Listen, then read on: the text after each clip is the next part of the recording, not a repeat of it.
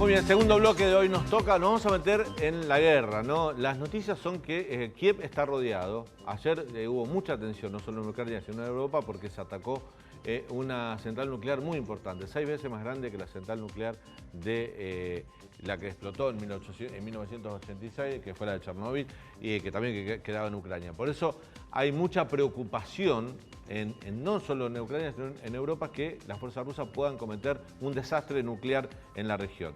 Pero al margen de esto, hay una estrategia militar de Rusia en la invasión a Ucrania y una estrategia militar un poco improvisada quizá de parte de Ucrania para defenderse. Ya digo, con tropas regulares o irregulares, porque hay mucha población civil que se ha armado para resistir. Vamos a analizar esto con alguien que sabe, como es Guillermo Laferrière, que es veterano de la guerra de Malvinas, pero además especialista en estrategia de defensa. Guillermo, buenas noches, ¿cómo te va? Hola, ¿qué tal? Te pido si me pueden subir un poquito el retorno, por A ver, favor, chicos nada más. de control, si le suben el retorno a Guillermo, que no nos escuchaba bien. ¿Me escuchás mejor ahora, Guillermo? Sí, ahora estoy bien. Ahora sí. Muchas gracias. Guillermo, bueno, en principio, llevamos 8 días de guerra. ¿Qué lectura haces de las dos estrategias? La de Rusia, la invasión, y la de Ucrania para defenderse. Bueno, en principio, como decís, son los 8 días. Yo quiero poner en perspectiva, estoy muy lejos de Putin, Sí, muy sí. lejos de Putin, pero analizando esto fríamente, vos pensás que los norteamericanos cuando atacaron Irak en el 2003 tardaron casi 40 días en llegar a la capital. Los rusos el primer día ya estaban en las afueras de la capital con una operación aeromóvil que tuvo sus bemoles y 2 días después ya empezaron a armar el cerco a la ciudad. Eso para tener en cuenta. Y al tercer o cuarto, y entre el tercer y cuarto día, destruyeron la armada de Ucrania y dejaron con escasísima capacidad operacional a la Fuerza Aérea de Ucrania. Si vos pensás que en 3 o 4 días lograron todo eso, el esfuerzo ruso fue importante y exitoso en ese sentido. Además, han hecho penetraciones que oscilan entre los 150 y 200 kilómetros en un margen fronterizo de Ucrania que va desde el este de Kiev, llega hasta la frontera de la zona del Donbass, baja por el mar de Azov y se acerca hasta la ciudad de Odessa sobre el Mar Negro. En esa situación, los rusos se han posicionado fuertemente en Ucrania,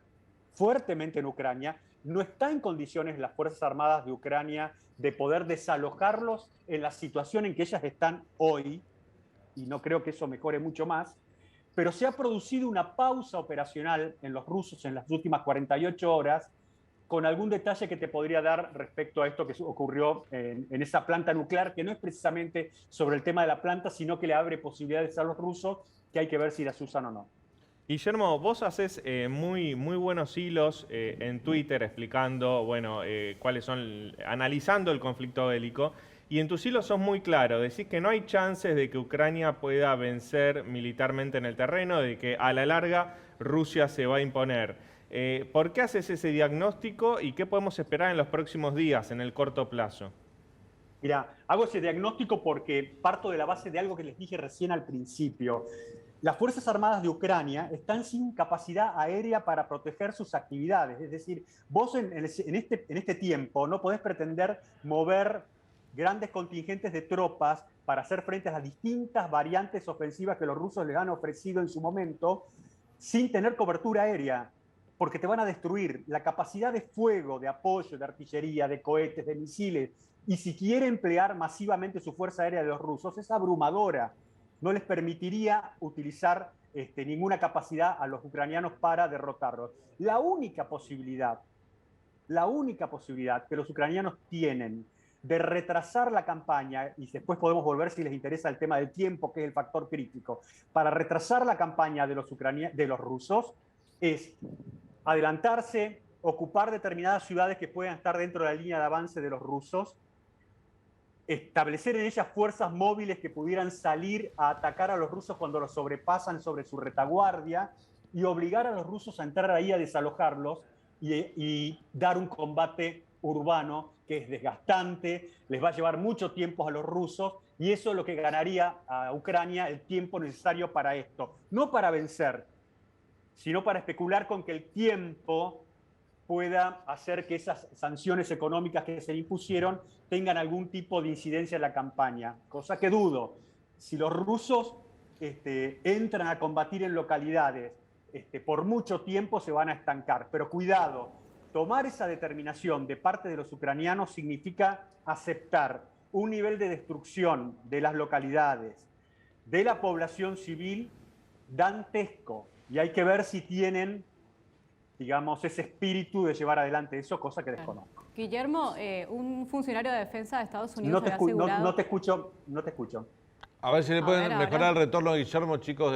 No, a ella. No, a vos te escucho bien, pero no a ella, perdón. Ok, a ver, voy a tratar de repetir. Un funcionario de defensa de Estados Unidos había asegurado que Ucrania conservaba la mayoría de sus aviones militares. ¿Esto no es suficiente como para...? Vos decías que no tienes capacidad aérea. No, eso lo leí yo también, pero eso se contradice con otro aspecto. Si tuvieran capacidad aérea los ucranianos, más allá de algunos drones que están utilizando, podrían estar afectando profundamente a las columnas de abastecimiento y de mayor material pesado que los rusos están haciendo llegar, como por ejemplo una que están formando inmensa en la región de Ucrania. Y eso también contrasta con el pedido del presidente Zelensky, que por supuesto la OTAN dijo que no, de establecer una no-fly zone en el espacio aéreo ucraniano. ¿Qué es eso? Eso significa que aviones de combate le nieguen a los rusos el uso del espacio aéreo. Ahora te pregunto, si yo pido eso, que alguien me lo haga, quiere decir que mi Fuerza Aérea no está en capacidad de hacerlo. Claro. Y por supuesto la OTAN no lo va a hacer, porque significaría tener una actitud directa de abierta beligerancia con Rusia. Y no olvidemos el marco potencialmente nuclear que toda esta crisis tiene. Guillermo, ¿cuál es la virtud o la fortaleza que tienen las fuerzas ucranianas? Yo desconozco sinceramente si estaban preparadas, me las imagino en inferioridad de condiciones, por supuesto, con el ejército ruso, que es uno de los más poderosos del mundo, pero tienen una formación profesional adecuada, tienen un armamento suficiente como para resistir un tiempo, o todas las fichas están puestas en lo que uno llama la resistencia informal, que son los ciudadanos civiles que se han armado para resistir ahí, digamos, en la guerra de guerrilla. Mira, desde el 2014 que han tratado de hacer una mejora y lo han logrado de mucho de su poder militar, pero están solos enfrentándose a Rusia, solos sin una fuerza aérea capaz de poder oponerse a los rusos. Vos fíjate que la fuerza aérea rusa casi no está realizando operaciones importantes porque las fuerzas terrestres rusas no tienen amenaza del componente aéreo ucraniano. ¿Me siguen con esto? Es decir, que casi impunemente los medios de apoyo de fuego rusos son utilizados contra distintos blancos porque la fuerza aérea rusa no los puede, ucraniana, perdón, no los puede atacar. Entonces, estando en la condición de soledad en la cual están y partiendo de la base, que esto hay una cuestión que acá en Argentina mucha gente dice cómo la OTAN no ingresa a apoyarlos a los ucranianos a pesar de que no sean miembros de la OTAN. Significaría ir a la guerra con Rusia.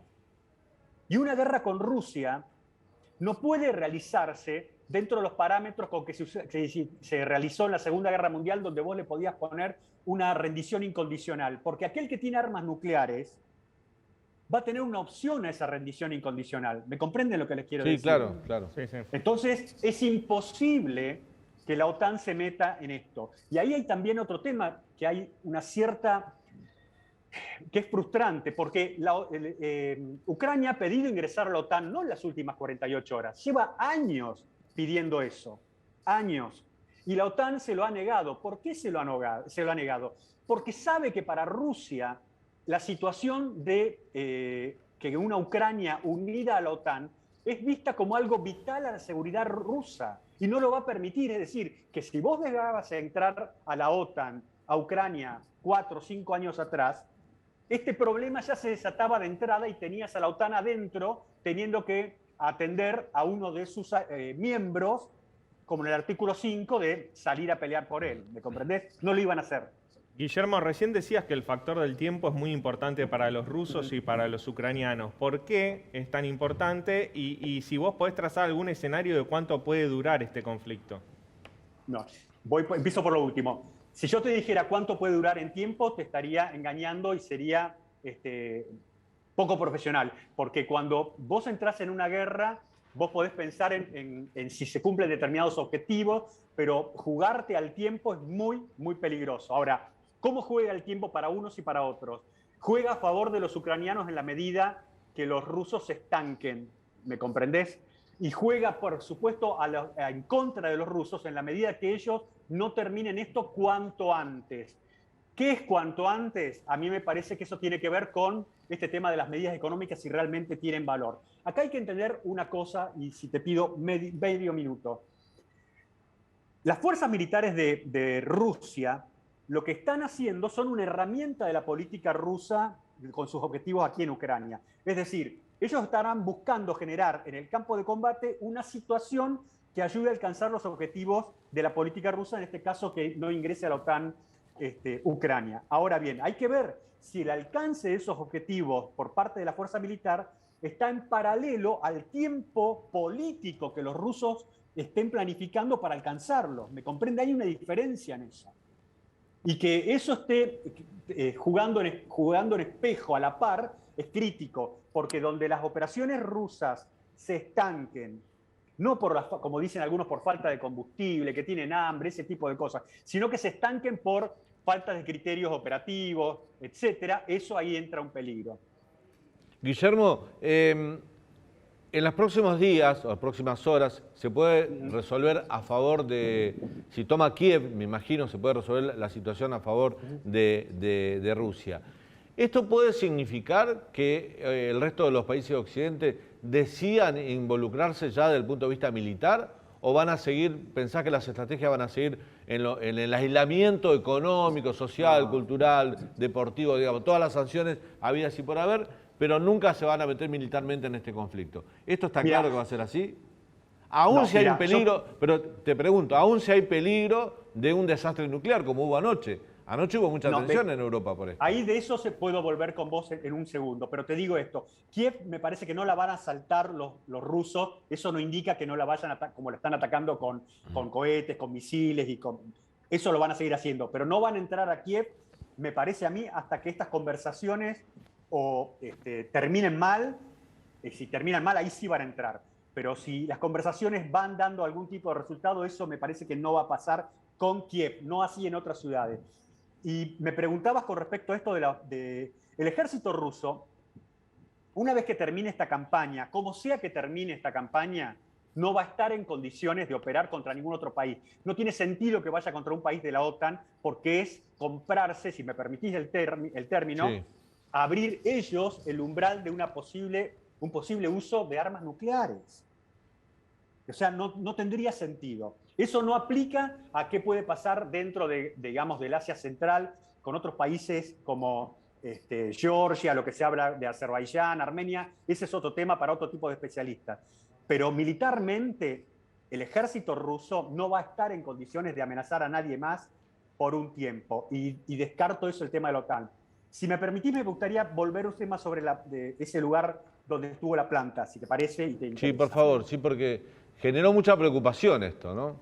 Sí, me parece a mí que lo que sucedió en la planta quizás haya sido el incendio de algún otro lugar secundario, como es lo que he podido advertir. Pero lo que es importante y peligroso para Ucrania es lo que le abre esto a los rusos. No la planta nuclear, sino el lugar donde están operando. Porque ahí salieron, para llegar a ese lugar, desde el frente del sur, del que viene de Crimea y que se unió con el frente del Donbass.